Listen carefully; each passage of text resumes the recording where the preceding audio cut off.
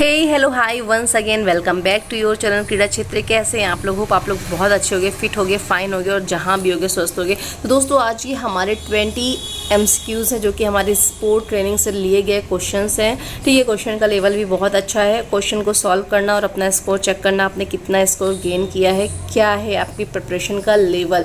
Okay, तो बिना time को वेस्ट किए हुए क्वेश्चन को स्टार्ट करते हैं। जैसे कि क्वेश्चन नंबर हमारा फर्स्ट है स्क्रीन पे कि वह योग्यता जिसको कि नियमन प्रक्रिया और गामक नियंत्रण के दृढ़ और आदर्श नमूनों के रूप समझा जाता है तथा जो खिलाड़ी द्वारा एक गतिविधियों को अच्छे प्रभाव व गुणों के साथ करने के लिए खिलाड़ी को योग्य बनाता है, तो वो कौन सी योग्यता होती है जो खिलाड़ी को इन सारी चीज़ों के लिए योग्य बनाती है? क्या होता है? ऑप्शन ए है खेल, ऑप्शन बी है अभ्यास, ऑप्शन सी है समन्वय योग्यता, ऑप्शन डी है शिक्षा। तो आपको थोड़ा सा वक्त देते हैं, आप अपना आंसर गेस कर सकते हो कि राइट आंसर यहाँ पे क्या होगा। क्वेश्चन को 1 2 3 4 जितनी बार में समझ में आया इतनी बार में पढ़ना, समझने के बाद ही आंसर देना। ठीक है, तो आपका टाइम स्टार्ट होता है अब।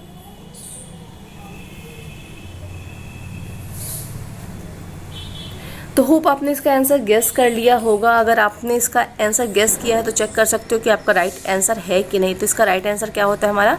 ऑप्शन सी मीन्स कोऑर्डिनेशन जो एबिलिटी होती है वो यहाँ पे इसका राइट आंसर होता है। कोऑर्डिनेशन एबिलिटी मीन्स कह सकते हो कि जो हमारी समन्वय योग्यता होती है। ठीक है, अब ये कितने प्रकार की होती है आपको पता होना चाहिए। हमारी जो समन्वय योग्यता होती है कितने प्रकार की होती है, क्योंकि एग्जाम में ऐसे क्वेश्चन आए हुए हैं कि मैच मेकिंग के लिए दे देता है कि इसमें से कौन सी समन्वय योग्यता नहीं है। तो नोट कर सकते हो टोटल 7 टाइप की होती है हमारी। एक डिफरेंशिएशन एबिलिटी होती है जिसको कि हम लोग पृथक्करण की योग्यता बोलते हैं। दूसरी हमारी ओरिएंटेशन एबिलिटी होती है जिसको निर्धारण योग्यता बोलते हैं। तीसरी हमारी कपलिंग एबिलिटी होती है जिसको कि हम लोग युग्मन योग्यता बोलते हैं। चौथी हमारी रिएक्शन एबिलिटी होती है जिसको हम लोग प्रतिक्रिया योग्यता बोलते हैं। पांचवी हमारी बैलेंस एबिलिटी होती है जिसको हम लोग संतुलन योग्यता बोलते हैं। छठवीं हमारी रिदमिक एबिलिटी होती है जिसको कि तालमेल योग्यता बोलते हैं। देन 7 हमारी अनुकूलन योग्यता होती है जिसको हम लोग एडॉप्शन मेथड बोलते हैं।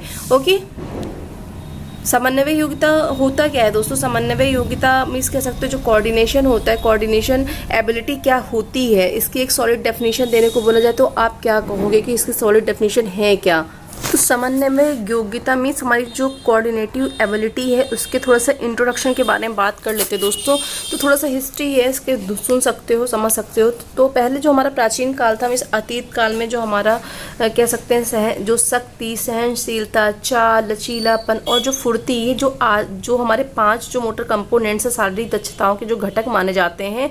लेकिन धीरे धीरे क्या हुआ, जैसे जैसे समय बीतने लगा उसके साथ क्या हुआ कि जो फुर्ती था, फुर्ती को समन्वय योग्यता का नाम दिया गया। क्योंकि फुर्ती क्या होती है, फुर्ती को जटिल समन्वय योग्यता के रूप में व्याख्या की गई थी कि फुर्ती की प्रकृति को एवं परिभाषा स्पष्ट न होने के कारण इसके विकास की विधियों को खोजना संभव नहीं हो पा रहा था। तो धीरे धीरे फुर्ती की अवधारणा में परिवर्तन कर दिया गया था। अतः जो विभिन्न खेल गतिविधियों में विशेषताओं के आधार पर ब्लूम ने 1978 में क्या किया, इन्होंने ब्लूम द्वारा खेलों में उपयोग होने वाली 7 समन्वय योग्यताओं का वर्णन किया है। जिसका अर्थ यह नहीं है कि समन्वय की योग्यताएं इन्हीं पर आधारित है। मानव की क्रियाओं के दृष्टिकोण से समन्वय की योग्यताओं के दूसरे बिंदु भी हैं, लेकिन खेलों के दृष्टिकोण से यही जो 7 कोऑर्डिनेशन की एबिलिटी हैं, योग्यताएं हैं, वर्तमान में भी समन्वय योग्यता के विकास में विभिन्न विधियां विस्तृत रूप से उपलब्ध नहीं है। लेकिन भविष्य में प्रत्येक समन्वय योग्यता के विकास की विभिन्न विधियों एवं साधनों की स्पष्ट प्रणाली को सम्मिलित किया जाएगा। फुर्ती का समन्वय योग्यता में प्रतिस्थापन मार्टिन ने 1979 में और मैटियेव ने 1981 में और हर्ट्ज ने 1985 में, हैरे ने 1986 में और मैनुअल और स्कैनबेल ने 1987 आदि वैज्ञानिकों ने तर्कपूर्ण कारणों को बताते हुए किया था, जिन्हें ब्लूम द्वारा अंतिम रूप देकर 7 समन्वय की योग्यता को निर्देशित करते हुए इनकी व्याख्या खेल के क्षेत्र में किया गया है, जिसका वर्तमान में सैद्धांतिक रूप से उपयोग तो है लेकिन प्रायोगिक रूप से नहीं है। तो ये थोड़ी सी हिस्ट्री की बात थी। अगर इस पे सिंपल सी डेफिनेशन की बात करें तो कह सकते हैं समन्वय योग्यताओं को नियमन प्रक्रिया और गामक नियंत्रण के दृढ़ और आदर्श नमूनों प्रतिमानों के रूप में समझा जाता है, जो क्या करता है खिलाड़ी द्वारा सामूहिक गतिविधियों को अच्छे प्रभाव एवं गुण के साथ करने के लिए खिलाड़ी को योग्य बनाता है। मीन्स कहा जा सकता है कि जो समन्वय योग्यताएं होती हैं, जो कोऑर्डिनेशन एबिलिटी होती है, वो हमारी जो गामा कौशलों के साथ समान नहीं होती है, लेकिन दोनों एक दूसरे से क्या होती संबंधित और उन पर एक दूसरे पर निर्भर होती हैं, जिनका निर्धारण गामक समन्वय प्रक्रिया द्वारा होता है। ओके, नंबर सेकंड है, पूछा गया समन्वय योग्यता को कितने भागों में वर्गीकृत किया गया है। तो अभी मैंने आपको पूरा बताया है कितने भागों में वर्गीकृत किया गया है, नाम भी बताया है। तो इसका आंसर आप सभी ने गेस कर लिया होगा कि राइट आंसर हमारा क्या होता है। तो आंसर बिल्कुल राइट हमारा क्या होता है, 7 होते हैं। 7 के जो नाम है वो कौन कौन से होते हैं, पृथक्करण की योग्यता means differentiation ability, orientation ability, coupling ability, reaction ability, balance ability, rhythmic ability, adoption ability, ये सारी हमारी 7 जो होती समन्वय योग्यता को 7 वर्गों में वर्गीकृत किया गया है, जो कि इनके 7 जो है नाम है, 7 भागों में डिवाइड किया गया है, में 7 प्रकार बताए गए हैं। ओके, नेक्स्ट क्वेश्चन हमारा क्वेश्चन नंबर 3 है कि वह कौन सी योग्यता होती है जो स्थिर एवं गतिशील अवस्था में शरीर के भागों का संतुलन बनाए रखती है। तो कौन सी ऐसी योग्यता है जो हमारे स्थिर और गतिशील की अवस्था में हमारा बैलेंस को बनाए रखता है। तो ऑप्शन आपके सामने है, ऑप्शन ए है अनुकूलन योग्यता, ऑप्शन बी है प्रतिक्रिया योग्यता, ऑप्शन सी है संतुलन योग्यता, ऑप्शन डी है हमारा निर्धारण योग्यता। तो आप गेस कर सकते हो अपना राइट आंसर।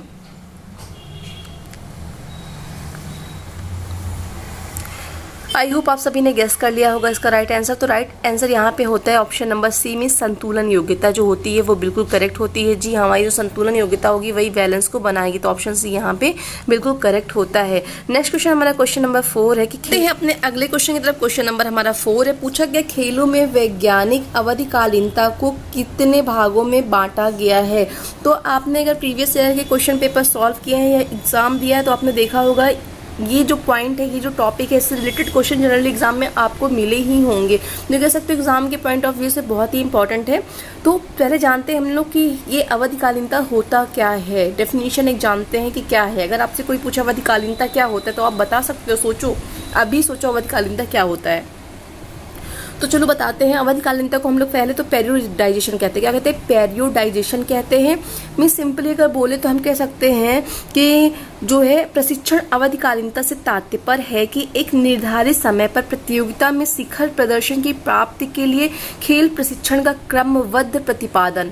ठीक है, तो ये कह सकते हो क्रमबद्ध प्रतिपादन करना। ठीक है, अगर अदरवाइज दूसरे शब्दों में सिंपली लैंग्वेज में बताना चाहे तो आप कह सकते हो कि निर्धारित प्रतियोगिता, कोई एक प्रतियोगिता जिसको हमने निर्धारित किया है, वहां पे अच्छा प्रदर्शन करने के लिए जो एक प्लेयर है, आप हो हम हो, उस पे जाने के लिए, उसको प्रशिक्षित करने के लिए जिस प्रक्रिया से गुजरना पड़ता है उसे अवधिकालीनता कहते हैं।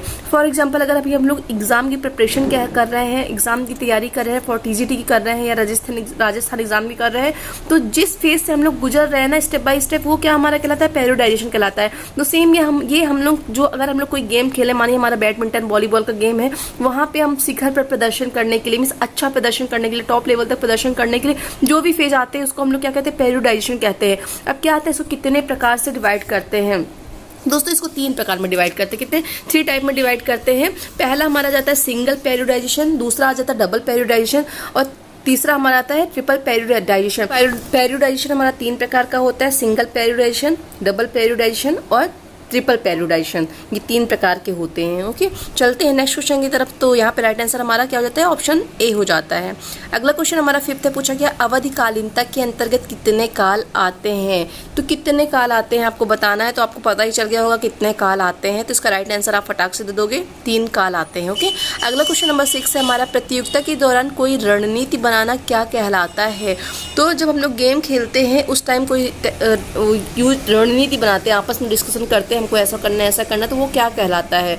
तो क्या कहलाएगा? टीम, कौशल, समूह, युक्ति। तो आप सभी समझ गए होंगे वो क्या कहलाएगा, क्योंकि ऑप्शन सिंपली दिख रहा है। युक्ति जो होती है हमारी, युक्ति कहलाती है। ओके, नेक्स्ट क्वेश्चन नंबर हमारा 7 में पूछा गया है, एक ही स्थान पर दौड़ने पर लगभग कितनी कैलोरी की खपत होती है। तो कितनी कैलोरी खपत होगी? 250 कैलोरी, 150 कैलोरी, 550 कैलोरी या इनमें से कोई नहीं? तो अपना आंसर गेस कर सकते हो दोस्तों। तो यहाँ पे राइट आंसर जो होता है वो हमारा होता है 550 कैलोरी जो होती है हम लोग एक ही स्थान पर दौड़ के ख़त्म कर सकते हैं। कितने? 550 कैलोरी। ओके, याद रखना एक ही स्थान पर दौड़ने से हमारी 550 कैलोरी खर्च होती है। नेक्स्ट क्वेश्चन नंबर 8 है, खिलाड़ी के अच्छे प्रदर्शन के लिए चिंता का स्तर कितना होना चाहिए? हाई होना चाहिए, लो होना चाहिए, बीच का होना चाहिए, इनमें से कोई नहीं होना चाहिए। तो ये क्वेश्चन भी एग्जाम में जनरली पूछता है। तो आपका जो चिंता का जो लेवल है कितना होना चाहिए, आपको पता होना चाहिए कितना होना चाहिए। तो बहुत ईजी है। तो देखो, ज़्यादा हाई लोगे तो बिल्कुल खेल नहीं पाओगे, ठीक है। लो हो जाएगा तो भी कोई दिक्कत, लो हो जाएगा तो बिल्कुल लो हो जाएगा तो कोई मतलब नहीं, आप अच्छा परफॉर्मेंस नहीं कर पाओगे। तो जो हमारा चिंता का स्तर होना चाहिए वो क्या होना चाहिए? बीच का होना चाहिए, मॉडरेट होना चाहिए। मीन्स न ज़्यादा होना चाहिए न कम होना चाहिए, बीच का होना चाहिए। ओके, तो राइट आंसर यहाँ पे ऑप्शन सी हो जाता है। नेक्स्ट क्वेश्चन नंबर हमारा 9 है, एक खिलाड़ी को अपने अभ्यास से लगभग कितने घंटे पहले भोजन करना चाहिए? तो आप सभी को पता होगा, फिजिकल एजुकेशन के स्टूडेंट हो तो आपकी क्लासेस चलती हैं तो आपको पता ही होगा कितनी देर पहले आपको खाना खाना चाहिए, उसके बाद एक्टिविटी करनी चाहिए। तो 1 घंटा, 2 घंटा, आधा घंटा, 3 से 4 घंटा। तो होप आपने इसका राइट आंसर 3 से 4 घंटे सही किया होगा। तो राइट आंसर यहाँ पे हमारा डी हो जाता है ऑप्शन। मीन्स 3 से 4 घंटे पहले हमें खाने को खाना चाहिए, भोजन को ग्रहण करना चाहिए, उसके बाद हमें ग्राउंड क्लास करनी चाहिए जो भी एक्टिविटी है। मैंने पूछा गया चाल मीन्स गति क्षमता के कितने प्रकार होते हैं? चाल मीन्स कह सकते हो स्पीड, ठीक है। स्पीड में तो स्पीड को हिंदी में हम लोग चाल या फिर गति कहते हैं, ठीक है। अगर इसकी डेफिनेशन पूछता है तो क्या होगी इसकी डेफिनेशन? तो इकाई समय में तय की गई दूरी की मात्रा को हम लोग चाल योग्यता कहते हैं। क्या कहते हैं? इकाई समय में तय की गई दूरी की मात्रा को हम लोग चाल योग्यता कहते हैं, ठीक है। अब ये जो चाल योग्यता होती ये जो हमारी मतलब कह सकते हो जो चाल योग्यता हो, इनको 2 भागों में बांटा जाता है। पहला तो हमारा होता है चक्रीय क्रियाविधि और दूसरा अचक्रीय होता है। चक्रीय में कह सकते हो कि उसमें ये वो गामक क्रियाएं होती है जिसमें हम लोग क्या करते हैं, इकाई समय में दूरी तय की जाती, जैसे दौड़ आदि होता है। और अचक्रीय में क्या होता है कि इसमें हम लोग क्या करते हैं, जिसमें दूरी तय करने की आवश्यकता नहीं होती है, वो हमारी अचक्रीय कहलाती है। फॉर एग्जांपल बॉक्सिंग, जिम्नास्टिक आदि। अब अगर क्वेश्चन आता है कि चाल में जो योग्यताएं होती हैं मीन्स स्पीड एबिलिटी को कितने प्रकारों में बांटा गया है? तो दोस्तों स्पीड एबिलिटी को हम लोगों ने 5 टाइप में डिवाइड किया गया है। पहली रिएक्शन एबिलिटी, दूसरी स्पीड ऑफ मूवमेंट, तीसरी हमारी एक्सलरेशन एबिलिटी, देन चौथी हमारी लोकोमोटर एबिलिटी, देन फिफ्थ हमारी स्पीड इंडोरेंस। तो यहाँ पे राइट आंसर क्या पूछा गया, कितने प्रकार का होता है? तो यहाँ पे राइट आंसर क्या हो जाएगा? 5 प्रकार का होता है। ऑप्शन यहाँ पे डी राइट हो जाएगा। ओके, अगला क्वेश्चन नंबर 11 में पूछा गया सबसे लंबी अवधि का प्रशिक्षण चक्र क्या कहलाता है? ठीक है, तो क्या कहलाता है दोस्तों? अभ्यास, मैक्रो साइकिल, क्रेब्स चक्र या मीजो साइकिल क्या कहलाता है दोस्तों? सबसे लंबी अवधि का जो होता है।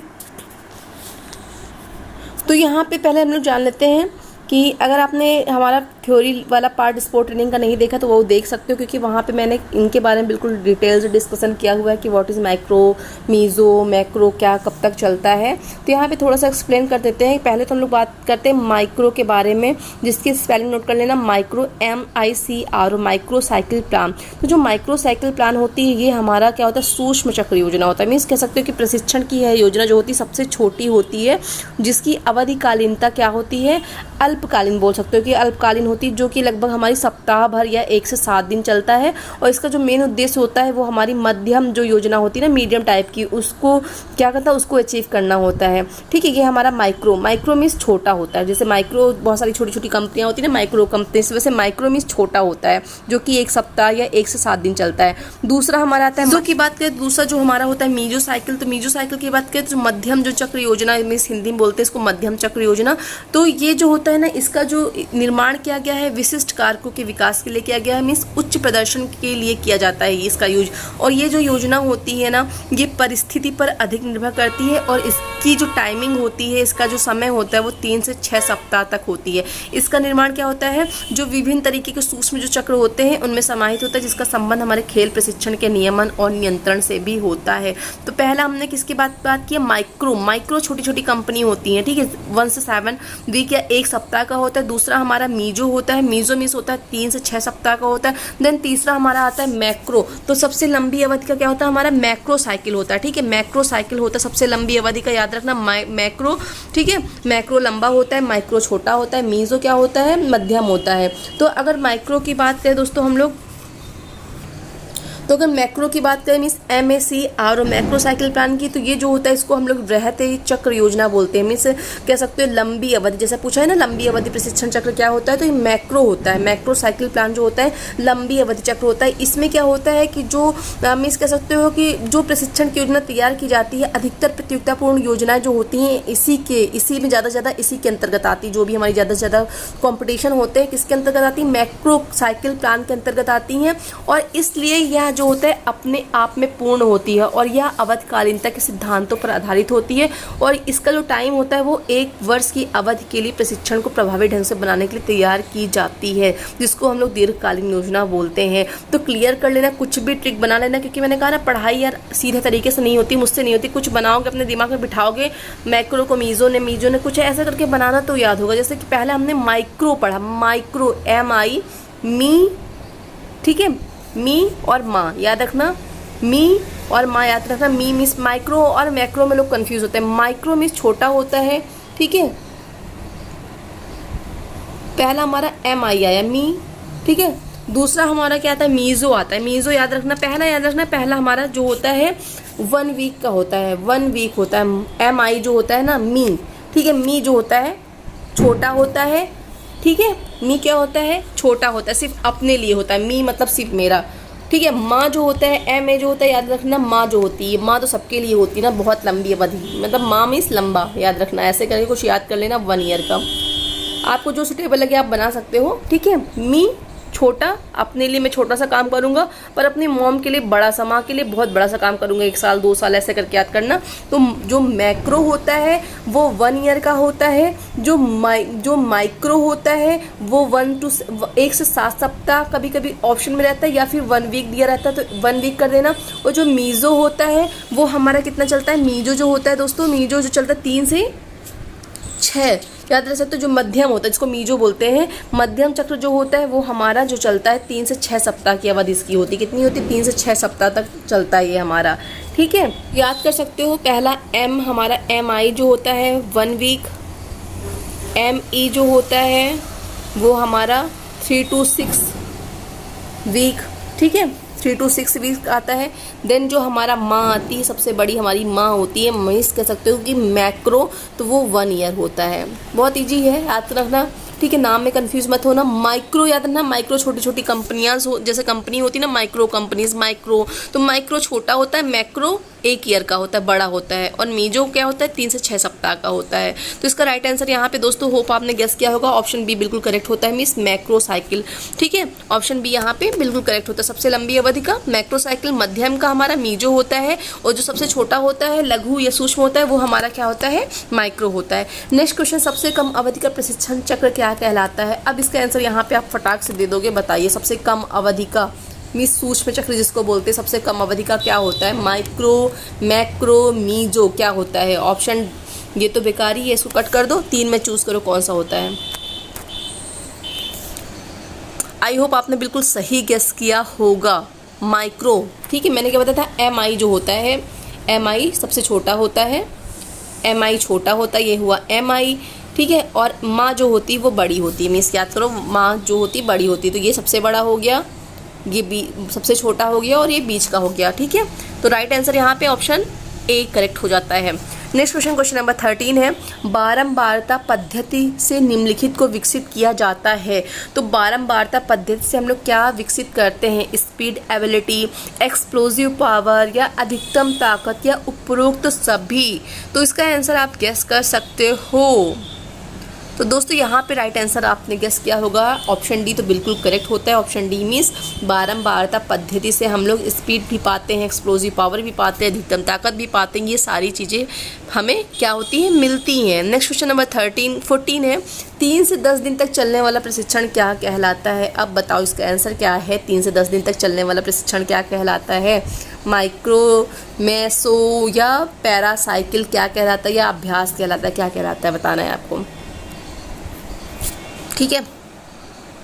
3 से 10 दिन तक चलने वाला, होप आपने गेस किया होगा। इसका राइट आंसर 3 से 10 दिन चलने वाला जो हमारा होता है वो क्या होता है, माइक्रोसाइकिल होता है। अब ऑप्शन देख सकते हो ना, 3 से 10 दिन पूछ लिया है, 1 से 7 दिन भी पूछ लेगा, 1 सप्ताह भी पूछ लेगा। तो दिमाग बिल्कुल कॉन्सेंट्रेट रखना, बिल्कुल रिलैक्स होकर आंसर देना, समझना क्वेश्चन को, ऑप्शन को देखना और उस अकॉर्डिंग आंसर देना, ठीक है। अब पैरासाइकिल करके मत आ जाना कि भैया माइक्रो तो हमारा 1 सप्ताह चलता है, ठीक है। पैरासाइकिल हो सकता है 3 से 10 दिन चलता होगा, क्योंकि 7 दिन तो उसमें तो 1 से 7 होता है, 10 कैसे आ सकता है, तो ऊपर नीचे हो सकता है, 3 से 10 दिन का हो सकता है। तो माइक्रोसाइकिल मीन्स 1 सप्ताह का जो होता है वो क्या होता है, हमारा माइक्रोसाइकिल होता है। तो चलते दोस्तों नेक्स्ट क्वेश्चन नंबर हमारा 15 है। 15 में पूछा गया है कि वह कौन सी क्षमता होती है जिसके द्वारा वास्तविक गामा क्रिया द्वारा तकनीक को प्रदर्शित किया जाता है। कौशल, योग्यता, सीखना या पढ़ना। तो क्वेश्चन को समझ के पढ़ना, फिर इसका आंसर देना। पूछा क्या गया है, वह कौन सी क्षमता होती है जिसके द्वारा वास्तविक गामा क्रिया द्वारा तकनीक को प्रदर्शित किया जाता है। किसको, टेक्निक को प्रदर्शित करते हैं। अब टेक्निक को प्रदर्शित कैसे करोगे, स्किल के द्वारा या एबिलिटी के द्वारा या लर्निंग के द्वारा या स्टडी के द्वारा। सबसे पहले आप और यहाँ पे ऑप्शन एलिमिनेट कर दो, 1 ऑप्शन 2 ऑप्शन एलिमिनेट कर दो।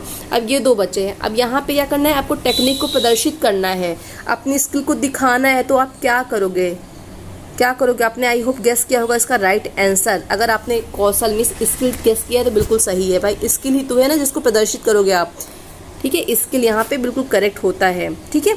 नेक्स्ट क्वेश्चन हमारा है क्वेश्चन नंबर 16 है, गति एवं ताकत का संयुक्त मिश्रण क्या कहलाता है। सहनशीलता, विस्फोटक क्षमता, शक्ति या फिर लचीलापन।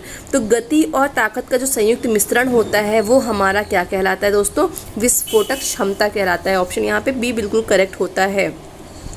क्वेश्चन नंबर अगला है हमारा, पैसिव फ्लेक्सिबिलिटी कौन से 2 प्रकार की होती हैं। ऑप्शन आपके सामने क्रियाशील लचीलापन, गतिशील लचीलापन, स्थिर लचीलापन या खा व सा दोनों। तो राइट आंसर दोस्तों यहाँ पे होता है हमारा होता है ऑप्शन नंबर डी मीन्स हमारा गतिशील और स्थिर। ये दोनों हमारे किसमें, पैसिव फ्लेक्सिबिलिटी के अंतर्गत आते हैं। और फ्लेक्सिबिलिटी हमारी होती कितने प्रकार की, 2 प्रकार की होती हैं। कौन कौन सी, एक्टिव एंड पैसिव होती हैं, ओके। तो नेक्स्ट क्वेश्चन की तरफ चलते हैं। क्वेश्चन नंबर हमारा है, फ्लेक्सिबिलिटी कितने प्रकार की होती हैं। तो सेम अभी जैसे कि बताया कि फ्लेक्सिबिलिटी हमारी 2 टाइप की होती हैं, एक्टिव फ्लेक्सिबिलिटी और पैसिव फ्लेक्सिबिलिटी, ओके। तो राइट आंसर हमारा 2 हो जाता है, ओके। नेक्स्ट क्वेश्चन नंबर 19 में पूछा गया, अच्छे लचीलेपन के लिए शरीर में कौन सा भाग उसके अनुरूप होना चाहिए। हृदय, संधि, लिगामेंट, आ और बा दोनों। तो कौन सा बॉडी पार्ट जो होना चाहिए, अनुरूप होना चाहिए दोस्तों, हमारा हृदय और संधि ज्वाइंट, ठीक है। ऑप्शन यहाँ पे कह सकते हो ऑप्शन बिल्कुल डी जो होता है बिल्कुल करेक्ट होता है। और आज का हमारा लास्ट क्वेश्चन नंबर 20 है। पूछा गया है, कौन सी विधि लचीलेपन को विकसित करती है। तो ये मोस्ट इंपॉर्टेंट है कि जितने भी ये विधियाँ दी हुई है ना, एग्जाम में जरूर पूछता है कि कौन सी विधि किसके लिए इंपॉर्टेंट है, चाहे वो फ्लेक्सिबिलिटी हो, स्ट्रेंथ हो। तो ये जरूर अच्छे से पढ़ लेना, ठीक है। तो हमारी कौन सी विधि जो हमारी फ्लेक्सिबिलिटी के लिए बेटर होती है, तो ऑप्शन है ballistic method, slow stretch and hold method, slow stretching method या ऑल ऑफ अबव। तो यहाँ पे राइट आंसर क्या होगा दोस्तों, अगर आपने ऑल ऑफ अबव किया है उपरोक्त सभी तो बिल्कुल करेक्ट है। ये सारी जो विधियाँ होती हैं ये हमारे लचीलेपन को डेवलप करने के लिए अच्छी होती हैं। एग्जाम में 2-3 तो लचीलेपन से डेवलप करने का मेथड दे देगा और एक कोई और डाल देगा, पूछेगा यहाँ पे राइट आंसर क्या होता है। इसलिए बिल्कुल अच्छे से तैयार करना लचीलेपन को डेवलप करने के लिए। बैलिस्टिक मेथड है तो इसमें कैसे किया जाता है, क्या होता है, बिल्कुल अच्छे से तैयार कर लेना, क्योंकि एक एक कहता है ना, एक क्वेश्चन से बहुत सारे क्वेश्चन बनते हैं। उन क्वेश्चन को जो भी आपके दिमाग से बन रहा है उन क्वेश्चन को बना के उनके आंसर ढूंढना, तो आपका बिल्कुल कॉन्सेप्ट भी क्लियर हो जाएगा। तो दोस्तों कंप्लीट होती है हमारे 20 क्वेश्चन की क्वेश्चन सीरीज जो कि स्पोर्ट ट्रेनिंग से ली गई थी। मिलते हैं अगले वीडियो में। तो जाते जाते 3 बेहतरीन सलाह है, सोचो मत, शुरुआत करो, वादा मत करो, साबित करो, बताओ मत, करके दिखाओ। तो ये 3 सलाह हैं आपके लिए। तो बिल्कुल पॉजिटिव रहना है, जैसा कि मैं कहती हूँ, be positive, think positive, do positive. तो मिलते हैं अगले वीडियो में।